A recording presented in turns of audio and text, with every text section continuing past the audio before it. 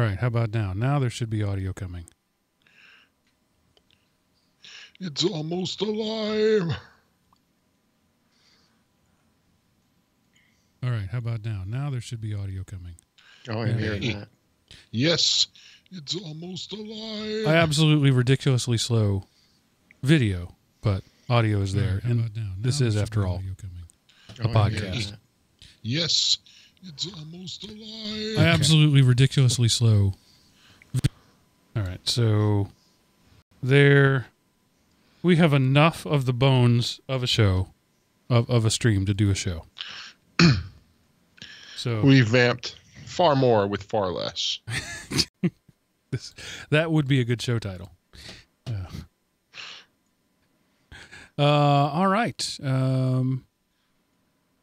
Any questions, comments, concerns before we begin? No. All right. I'm going to Get her done. I'm Sorry. going to make a marker over here.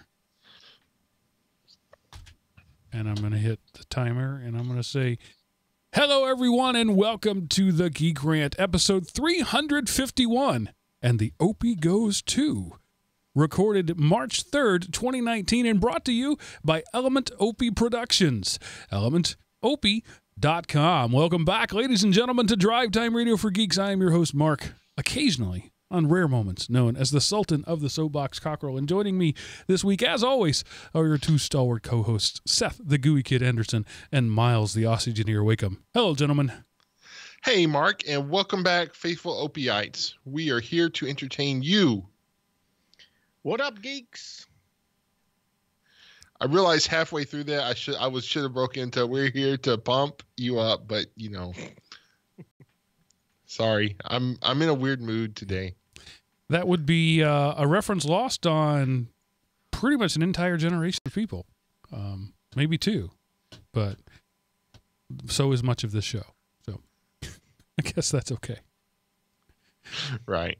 All right, so just jumping right into it, you know, I've heard many times that the garage door is the most dangerous piece of equipment in the average home. It's the heaviest thing. It's the heaviest moving object that most people interact with on a daily basis. But earlier this week, Thursday night, as a matter of fact, I was sitting in this very place in front of this camera on this very ball doing the Android App Addicts podcast when the garage door opener began to vibrate beneath me.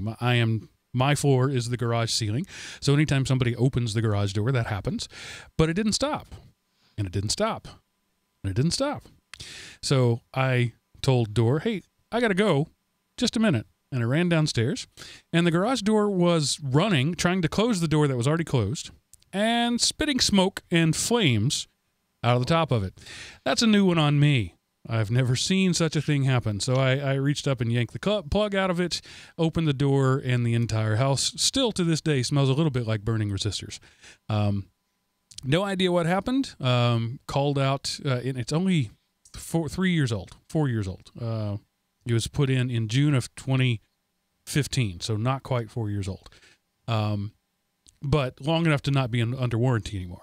This was a LiftMaster, one of the high-end models. You know, it wasn't a cheap Stanley that somebody bought at Home Depot. No idea what happened, but long enough that it was out of warranty. And in fact, I called a guy out and had him replace the garage door opener. And he said, I've never seen this. I'm going to go put this in my museum of garage door nerd stuff. I've never seen this before. So garage doors can be more dangerous than you realize. Not only can they fall on you, but they can catch your house on fire. I'm just glad I was here when it happened. Do you have one of those home warranty things where you like warranty everything, all the appliances in your house? I do not, because most of the time those are not worth the money that cost. Right. Okay. So is it just the motor that went, or is it any, like, you know, the lever that attaches the motor to the door and the runners and all that stuff? Well, when I asked the guy, the company, of course, the companies I called first, the two first companies I called, said we can have somebody out in 6 to 8 days, another one 2 to 3 weeks. No, so I just kept calling till somebody said we can be there tomorrow, and they were like, we can replace the head unit for $450, or we can just do everything for $4.99. I was like, all right, fine, do everything. So, and I looked it up, and those head units run about $325 wholesale for that particular model. So they weren't ripping me off. It was professional installation, but so I have a whole new everything. They just replaced everything there is to replace, except the garage door itself. So I should be fine for another 3 or 4 years until it catches on fire again. Right. Yeah, well, cool. The guy that invented our sprinkler system, who's in San Francisco, and he has an open source project they call Open Sprinkler, he did a garage door thing as well. And I remember looking at that thinking, that'd be really cool, but I think it's more to do with the security of the signals and controlling the door remotely using the non-traditional ways or something like that. Like if you leave your door open, you can go on your internet or on your phone and close it remotely and stuff like that. Yeah, this new one does that. It's Wi-Fi. Oh, right. I don't know why that's useful, but it's there. I was talking with... Oh, wow, that got really loud. Yes, it did. I was talking with a friend of mine who asked... basically why I'm spending $500 to get a new garage door opener. That seems like a real white privilege thing to do. But modern garage doors, or at least the last 3 houses I've been in, you can't lock the door. The garage door opener is the lock. And when that, I had no ability to, it's not just about getting out and opening and closing the door, but I couldn't secure the garage without the door opener. There's not even that lock mechanism. I would have had to drill a hole and put a padlock through or something and then come in through the house to open the garage door. So, yeah, no. So anyway, that's all I have to say about that. And Seth, this is another thing that I expected to go up in flames pretty early, and it looks like you're right. The Ron Burgundy podcast, how's that treating you? It was bad. Okay, you should give. I wouldn't want somebody to go back and judge us on our first 300 or 300 episodes, but that's a professional with paid writers, and he's a multi-million-dollar comedy genius legend, Will Ferrell. And the Ron Burgundy podcast, the first one was okay. That's kind of okay, and then it went downhill. And halfway through the episode, I'm like, that's it, I'm done. Ron Burgundy, you're dead to me. Imagine if it was a newscast, a Ron Burgundy doing a newscast without a script. And that's as bad as it sounds. So not funny. The humor was dry and more kind of a hateful, not an innocent humor that to me the first one kind of captured especially, but it's just kind of this hateful make fun of people and, and it's okay because I'm not being serious kind of thing. Like I say, I gave it some time and I just couldn't give it any longer. I had to bow out. Fair enough. I have no comment on that. I didn't watch it because Will Ferrell is very hit and miss, and I expected this to be a miss. So SpaceX, that looks interesting. Mm-hmm. It was, I was supposed to do some work today and I didn't feel like it.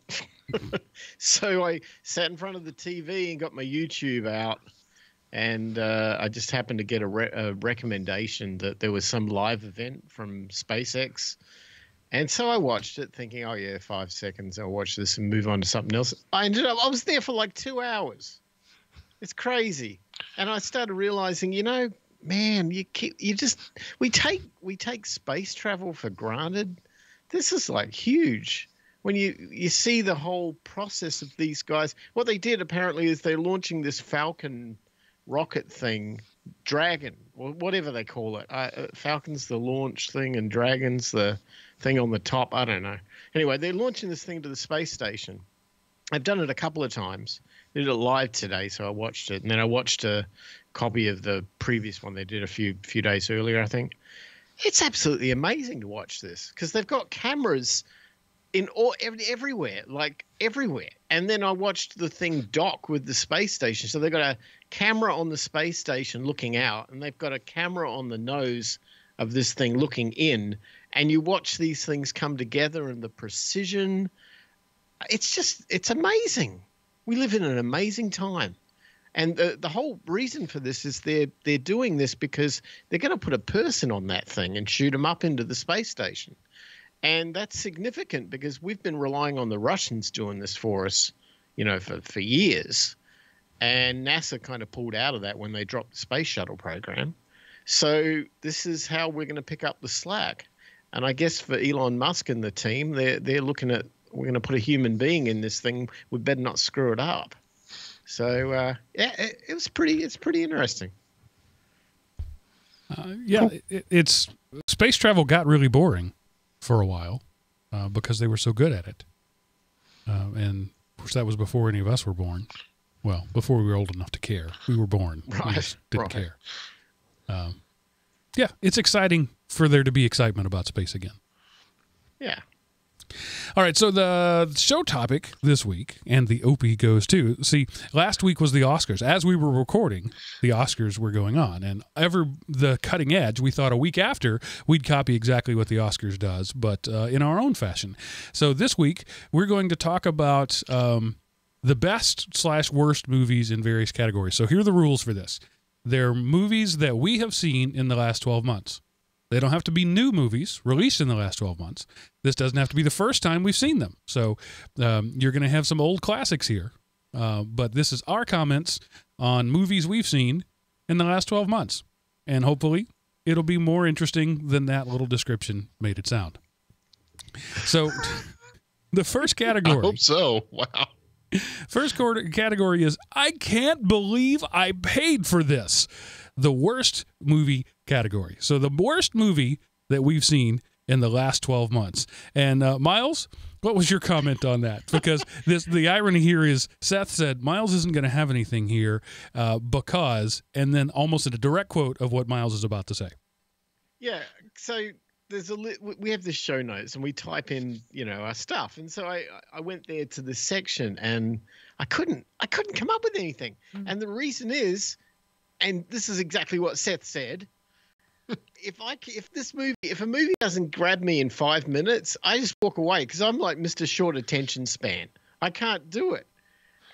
And what did you say, Seth, before I even got on the show today? Yeah, Mark and I were commenting. It was like, well, Miles hadn't put anything in this yet. And I was like, well, Miles, if Miles doesn't like it, he'll get up 5 minutes into it and go out and make some money somewhere. Okay, so we know you well, Miles. Yeah, they do. So my first one, I've got a couple. Seth has a few. So we're just going to go down quickly and list them all and why we think they suck. Worst movie, by far, probably the worst movie I've ever seen. And I've seen the movie Stone Cold with Brian Bosworth. One of the worst movies I've ever seen, Gone with the Wind. And part of the reason I think this was such a terrible movie is because I've been told all my life how great it is. And I spent 4 hours waiting for the greatness, and it never came. This is, not only is it a terrible, dramatic teenage girl chick flick, it is a period traumatic teenage girl chick flick. Terrible. Don't watch it. No, this was a great movie. I mean, I have not seen this movie in the last 12 months, but I have seen it a couple of times, and I've enjoyed it. So I think it was a pretty good movie. Terrible. So there's some awesome lines. There's Vivian Lee just in her best. She's actually English, but she nails the Southern Belle thing, and Rhett you call Butler that nailing it? She's a parody of her own self. No, but like I say, it kind of fits with the way and what was his name? Clark Gable. Yeah, Rhett Butler's over the top, Southern gentleman thing. They were perfect for each other, and they played caricatures awesome. It's a great movie. I'm sorry that you don't have the. Sorry you didn't like it, but it's not that bad. Well, having looked at your list, Seth, I'm afraid I can't come to the defense of any of the movies you've had. So this will be a unique experience in this category. The next one I have for I can't believe I paid for this, and I didn't pay for it other than for my regular Netflix subscription, Justice League. Oh my gosh, so very bad.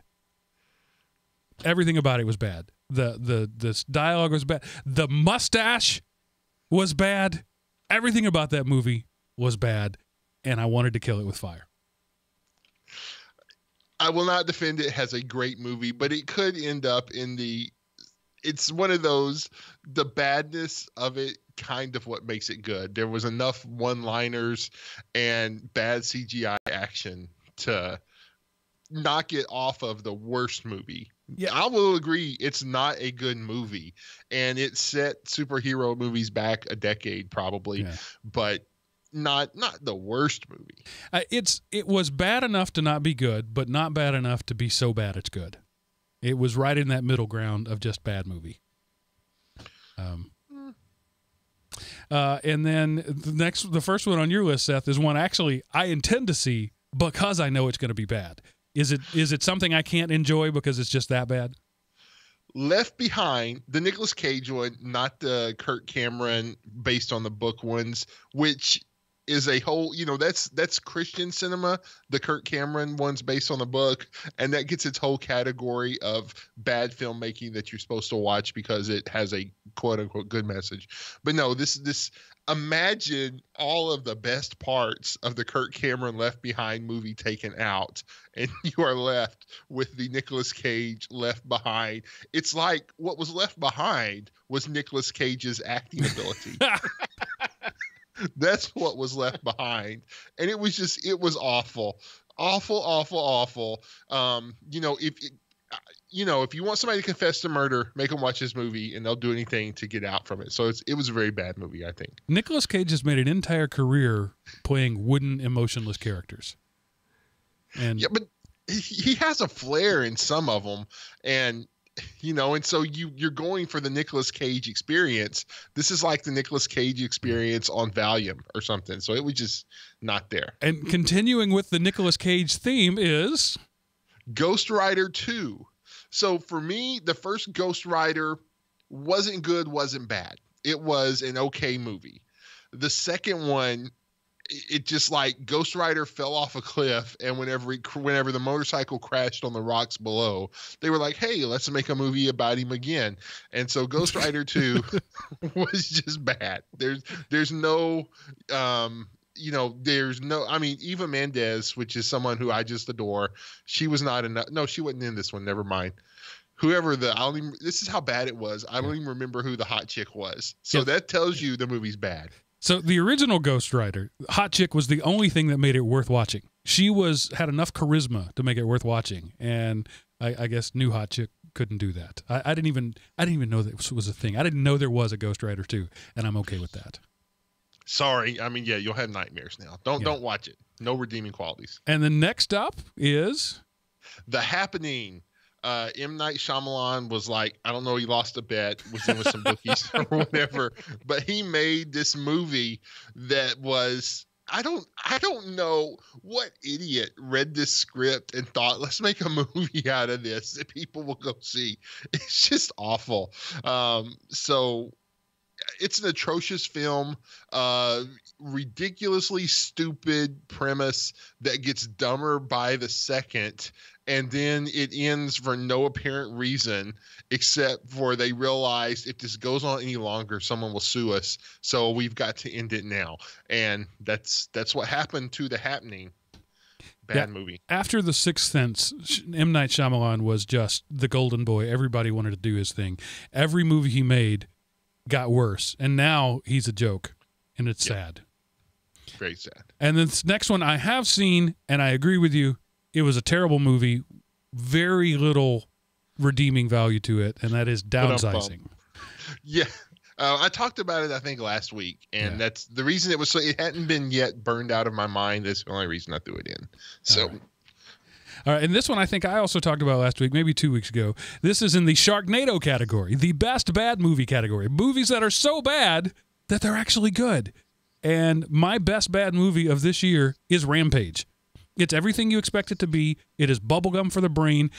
Turn your logic centers off and just enjoy the ride. Bad movie, but a watchable bad movie for me. So, yeah. All right, and Miles actually has something in this category. His best bad movie is... It's Brain Dead, which was, I think, in the United States, it actually wasn't called that. It was called Dead Alive. And here's a little trivia. This is Peter Jackson, the guy behind Lord of the Rings, King Kong, The Hobbit, that guy, epic, massive Peter Jackson. It's his first movie he ever did. And it's horrible, but it's so good because it's this cheesy C-grade, no budget movie filled in his hometown in Auckland that looked like some, college student prank movie done with a little handy cam or something. It's from 1992. It's a zombie flick. It is the most gratuitous violence I've ever seen in my life. And this guy in his first movie ever nailed it. So if you haven't seen it and you like those really hilariously bad, low-budget, B-grade movies with a lot of violence, check this one out. It's really cool.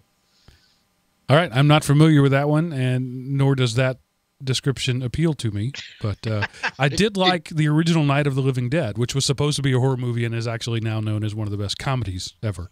So, and, of course, you can't have a Sharknado category without having a Sharknado movie in it. Okay, so my entry here is Sharknado 3, which is the pinnacle of the Sharknado franchise. The first one was a very solid film that established the I can't believe I'm watching this. Oh my gosh, it's so stupid. I'm going to fire a pistol at a tornado of sharks a half a mile away and kill them, multiple somehow. Anyway, everything about that movie was just cheesy glory. They tried to go over the top with Sharknado 2, and it kind of fell with the thud a little bit, but they rectified it, and Sharknado 3 is the perfect blend of cheese and B movies and one-liners and just, take your brain out, lobotomize yourself, watch this movie, and you will just roll on the floor laughing. Sharknado 3 is my humble submission for the greatest cheesy movie ever made. I don't remember which. I've seen so many of them, but they're all essentially one long movie, and I can't remember which one that one is, but I'm sure I enjoyed it. I think you did. And speaking of enjoying it, the next category is the Barrel of Monkeys category, the most fun movie. I've had this discussion before. Fun movies don't have to be good movies. Good movies don't have to be fun movies. An example is the movie Fury. Witwicky. Yeah, I can't remember any of the actors' name.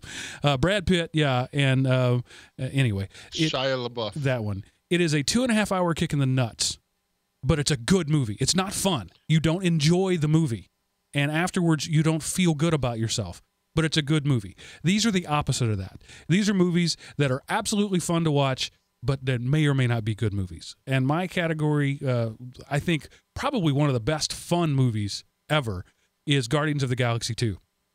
Can't take anything seriously. It is absolutely a ludicrous movie from beginning to end, but it's a whole lot of fun. If you would have said Guardians of the Galaxy 1, I would have been with you. But 2? Yeah, I like 2 better than 1. I think 2 was more fun than 1. I liked 1 better as a movie. I thought 2 was more fun. Huh. To me, it was one of those. It had some better one-liners and better bits, but it wasn't overall the movie that 1 was. So well, and we don't agree on your pick, which is a movie that I didn't think was any fun at all, and that was Ant-Man.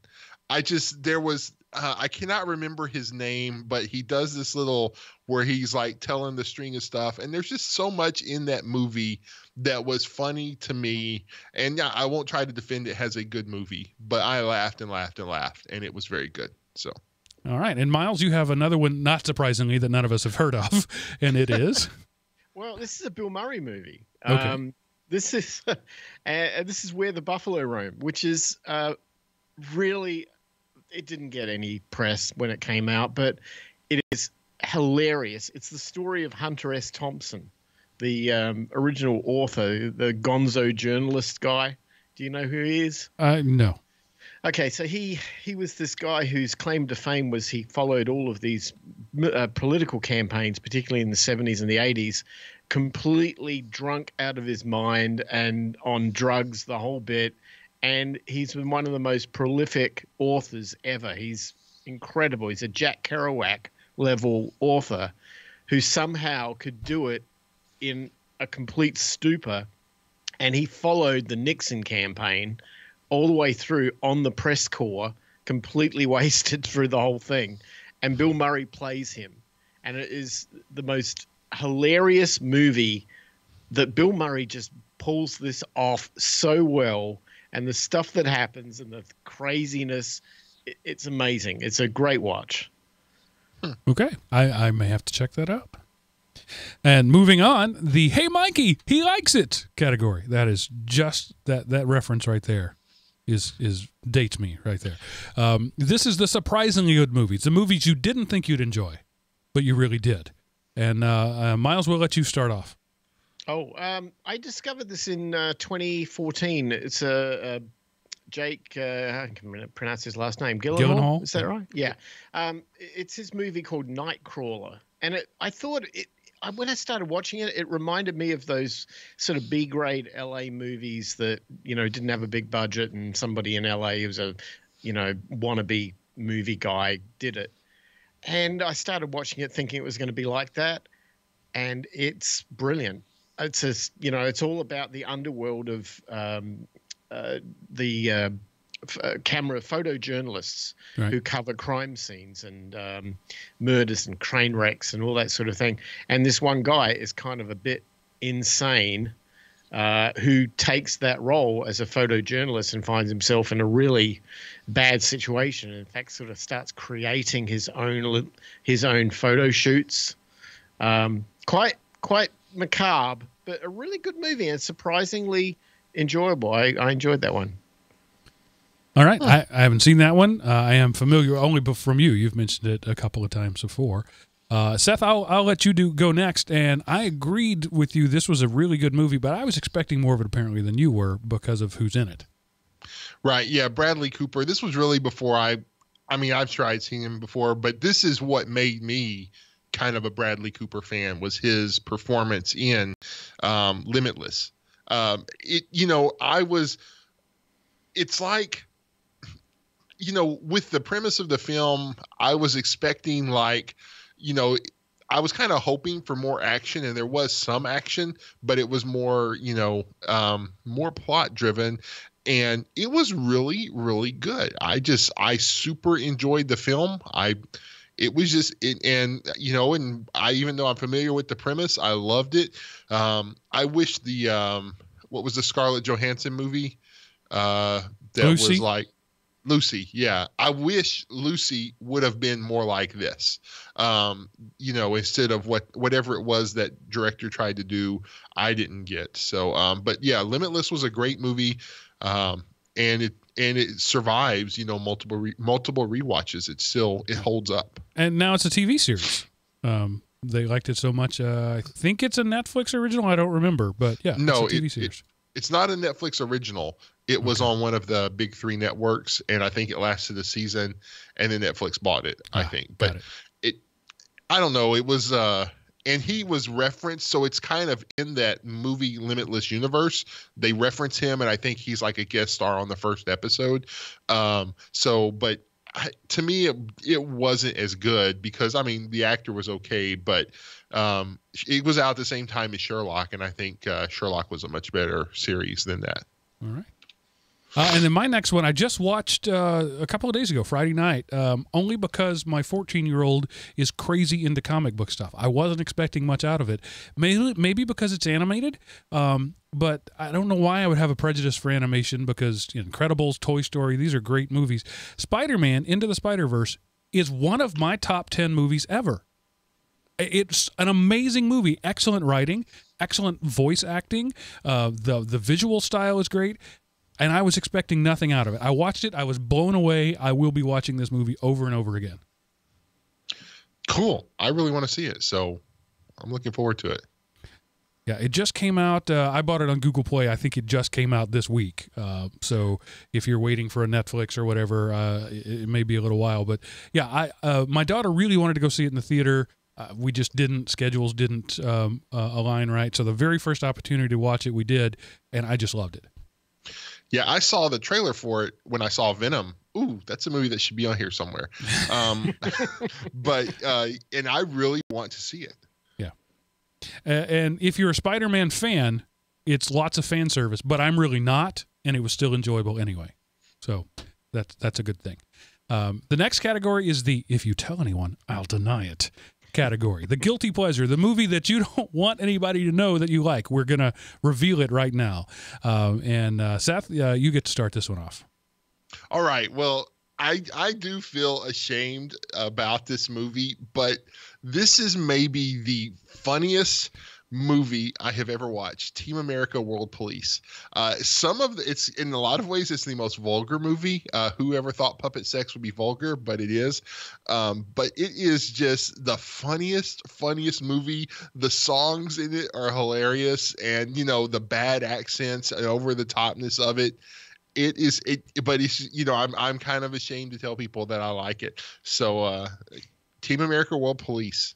Funny. I've heard you talk about this movie for going on 15 years now, but I've never seen it. I guess I'll have to break down and actually watch it at some point. I think so. I doubt you will like it. Okay. So that's all I need to know. Miles, what's your guilty pleasure? Well, this is a very hardly known movie. Have you heard of a couple of guys called the Yes Men? No. No, okay. So the reason why it's a guilty pleasure is because these guys are activists. They're kind of a bit liberal.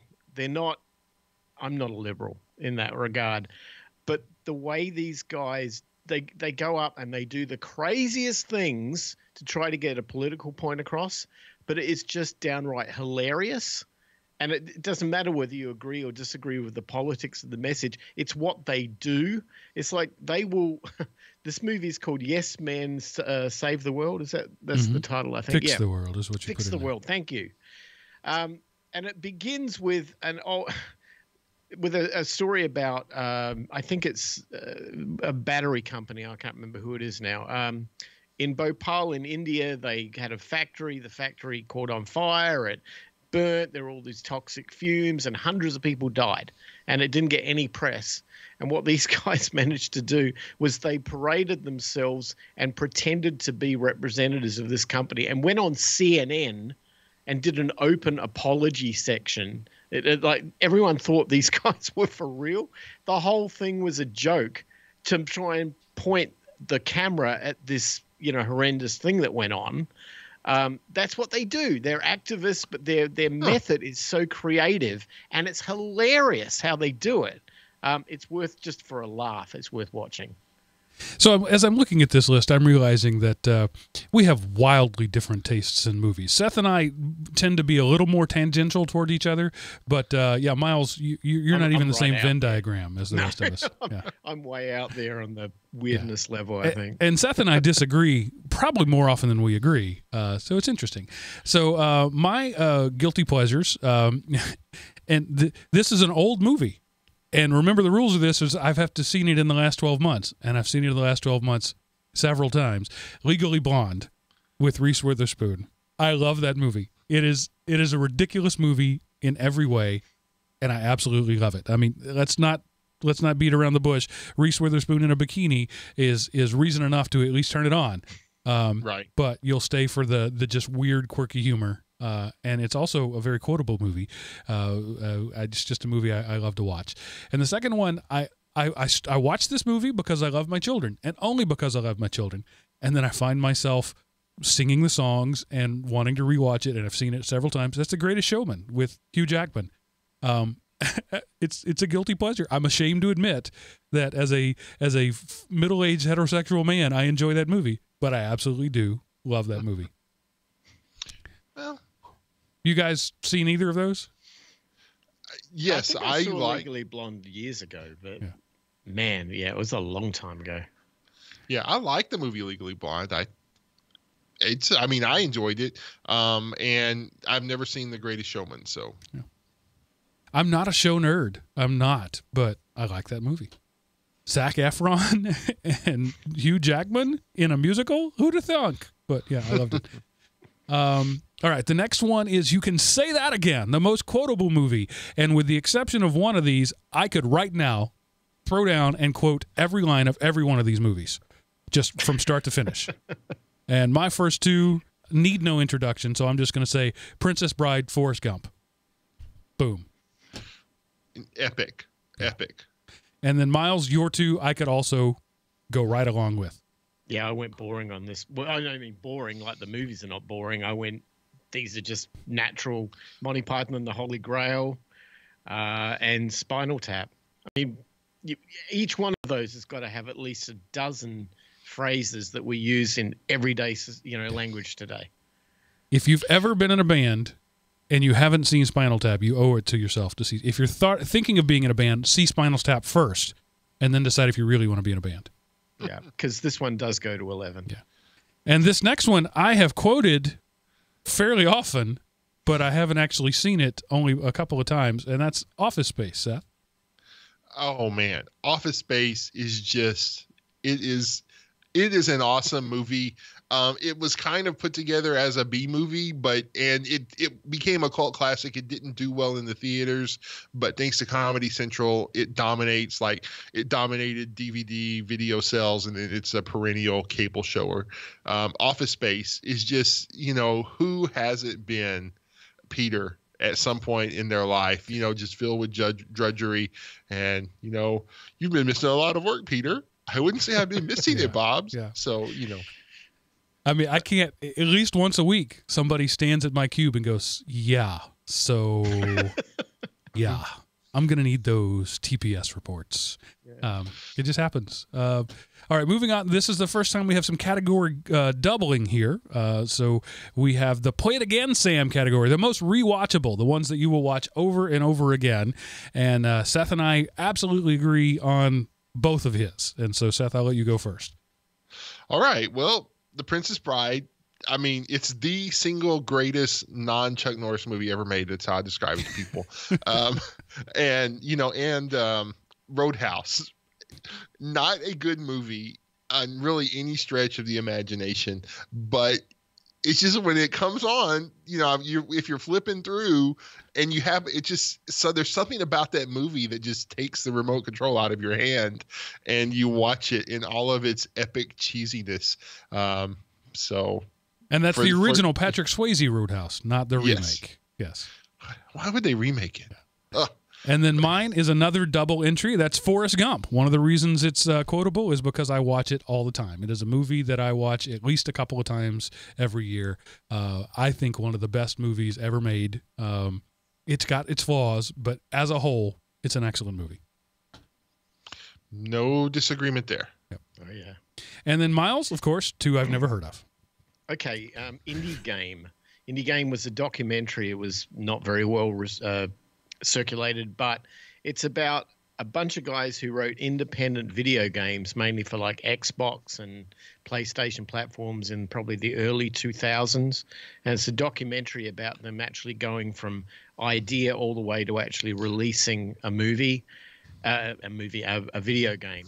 And it is incredible. The way the story is told, these guys are near suicide on trying to get this stuff out the door. And if you're in the software business, this is a must-see movie. Not even if you hate video games, but you understand what a software project goes through from start to end. This is a must-see. You got to see it. The other one's kind of a close-to-home movie for me. It's a movie called Sound City. Again, it's a documentary. It's done by the guy from the Foo Fighters. Anyway, name very lost. It's about a movie. It's about a recording studio in Los Angeles. I happened to work at this studio once, so I know it very well. Back in the 90s, it also happened to be where Nirvana's Nevermind was recorded. It's where epic movies, all the way back to the Fleetwood Mac albums, were done there. A lot of Tom Petty's early stuff was done there. It's a very legendary place. It was in this horrible area, I think, of Van Nuys in the San Fernando Valley in LA. And it was one of those places where if you was getting a start in the recording engineering business, you could get work there because it was a really crappy, smelly, horrible place, but it had so much history. And this is the story of that entire era from the 70s all the way through to the end of the era of recording studios in the late 90s when everything went digital. Was it Dave Grohl? Dave Grohl, yeah. He did this. He did such a good job paying homage to that history, the history that he got his start in, but it's sort of also somewhere which was a bit close to home for me. So yeah, it's well worth seeing. It's just called Sound City. I will have to check that one out. Cool. Both of them sound interesting to me. Yeah. All right, in our final category, the Opie's Choice Award, our individual recommendations for best movie we've seen in the last 12 months. And coming in at its third mentioning in this movie is Seth's favorite, which is, of course, The Princess Bride. Just come on. Yeah, nothing more to be said about that. My favorite, my best movie I've seen this year is an old movie, and that is the original Avengers, Marvel's The Avengers. I think it is the perfect comic book movie in every way. It is awesome, and I will watch it every time it's on, or I will make it be on and watch it. No disagreements there. Phenomenal movie. And Miles, again, one I've never heard of. Okay, yeah, it's an old one, 84. This was Bill Murray again, but not a comedy.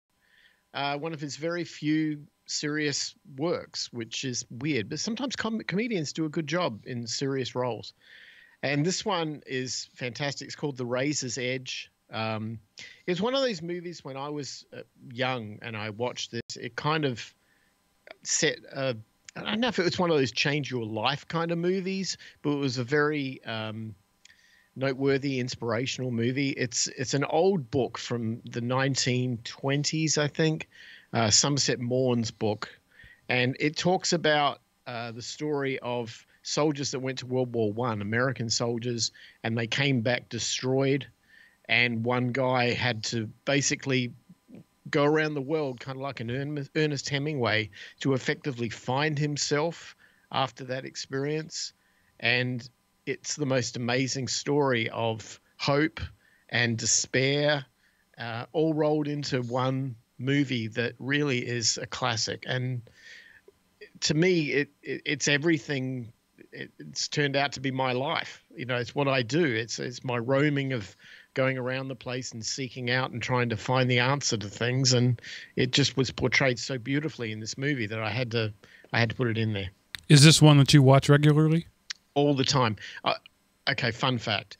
My daughter's name is from this movie. It was that important to me. Wow. Cool. All right.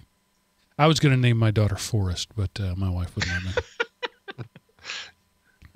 Because, at a track meet, run, Forrest, run. I mean, come on. You got to do that. Run, Forrest! So, all right, that's it. Those are our picks for the Opie Awards. Maybe we should actually make up an award and give it to nobody. Let us know what you think, and we'll talk a little more about that later. This was a good rounding of movies. Some I've seen, some I haven't. So once I post this into the notes, you all listeners will have a lot of things to watch or to stay away from based on this. So really the only thing left to ask is, Seth, what happened this week in history? All right, Mark. Well, this week in history comes to you from an email Scott Russell sent in. Scott, thanks for doing my work for me. I appreciate it. He wrote in to inform me that on February the 29th, which would have happened over this past week of the show, 1860, the great Herman Hollerith was born. Herman Hollerith was an American inventor who developed an electromechanical punch card tabulator to assist in summarizing information and later accounting. He was the founder of the Tabulating Machine Company that was amalgamated via stock acquisition in 1911 with 3 other companies to form a 5th company that was renamed IBM in 1924. He's regarded as one of the seminal figures in the development of data processing, and tonight he makes history yet again as being the inaugural member of the This Week in History 5-Timers Club, having been featured in episodes 127, 244, 260, and 290. And that happened this week in history, Mark. And now back to you. And that may be the most prestigious award of his life, is having shown up on this show 5 times. I think so. I mean, Yeah. So yeah, he sent me in, and it was one of those, "Hey, did you know this? You probably did." And I was like, "As a matter of fact, yes." And then so I went searching through our archives to find he was in there, and I realized, oh my gosh, this will make him a 5-timer. All right, Herman Hollerith, one of the guys that you don't know who invented the world in which you live. There's a lot of them out there. All right, so now, Seth, what do you have to close the show in spectacular fashion this week? Well, nothing, but I do have a link that will help you put the fun back in function. So this links to a Yahoo article I stumbled across in my web perusals. That it is a semi-definitive list of what those F1 through F12 keys at the top of your keyboard can do. So, they can do such things as, keyboard combinations can close documents, reboot or shut off the computer, open the document library in Microsoft Office, open the search feature in Windows Explorer, whatever you want to do. Lots of stuff. Check it out, print it off for your mom or all those people you tech support and they ask you and you could go, let me Google this for you. Just give them this. That sounds interesting. I've always wondered why those function keys are still on today's computer keyboard, because don't they date back to the old IBM terminals from way back when? I mean, 70s, 80s. It's a legacy issue. Once applications start using them, you can't take them away. Yeah. Tell that to Apple. Nobody can tell anything to Apple. Yeah, that's true. All right, this is the part of the show where I tell you how you can feed back to us, and you can do that by going to elementopie.com. Click the Contact Us button at the top of the page. We want to hear your entrance for each of these categories: the most watchable, the best overall, the one we should stay away from. You owe it to us to share your wisdom with us. Do that by clicking the Contact Us button at the top of the page, answering the world's hardest CAPTCHA and filling out the form there.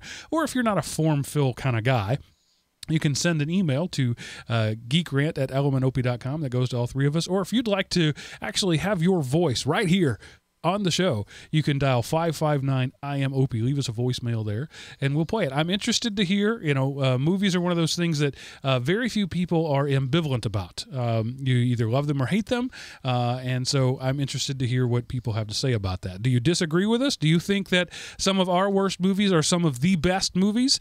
Do you think that some of our best movies are absolute rubbish? Let us know what you think at elementopie.com. Now, Seth, Miles, any final words of wisdom? Anything you forgot about and you remembered, I really should have mentioned that, like Venom. Where would you have put Venom, Seth? It was much better than I expected.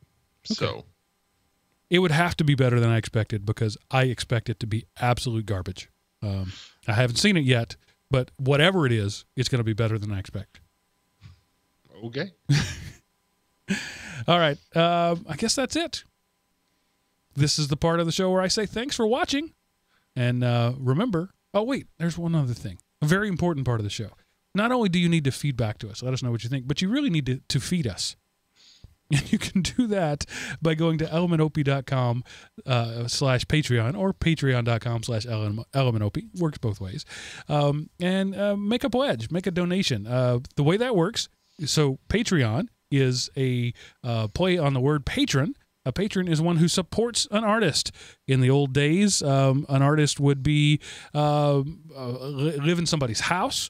They would be fed. They would be cared for by the patron because the patron likes what they do so much they want to free that artist up to do it. Van Gogh was famously patronized by a wealthy couple. Lots of people were. So Patreon is the modern version of that. If you like what we do, you can support us to free us up to do that. Patreon.com, $1 a show. That's all we ask. If you can't afford $1 a show, talk to me and I'll give you some career counseling. But let us know what you think. Give us money. And remember, we should also remind the listeners that without spending a dime, they can help the show by going to Amazon and then shopping through the Element Opie link, which is elementopie.com/Amazon. There you go. So all that does is puts a cookie in your browser that says, hey, these people sent me. and every purchase you make costs you exactly the same thing, and they give us a little kickback. Although legally they can't use the word kickback, but that's how that works. They're several months behind because if you return things, you get your money back or whatever, I don't get a commission on it. So I just got the December check just this month, and you guys did some Christmas shopping at Amazon, and we appreciate that. So yeah, that's another great way to support us that doesn't cost anything. And of course, tell people about us. If you like the show, if you like what we do, if you think it's fun, why wouldn't you tell other people about it? I mean, really, what's wrong with you? Maybe I shouldn't have ended the show like that. So thanks for hanging out with us, everybody. Seth, Miles, as always, thanks for being the best host I can afford on what I pay you. And we'll see you next week, because that's it for this episode of the Geek Rant. And remember, pay for what you like. Toodaloo.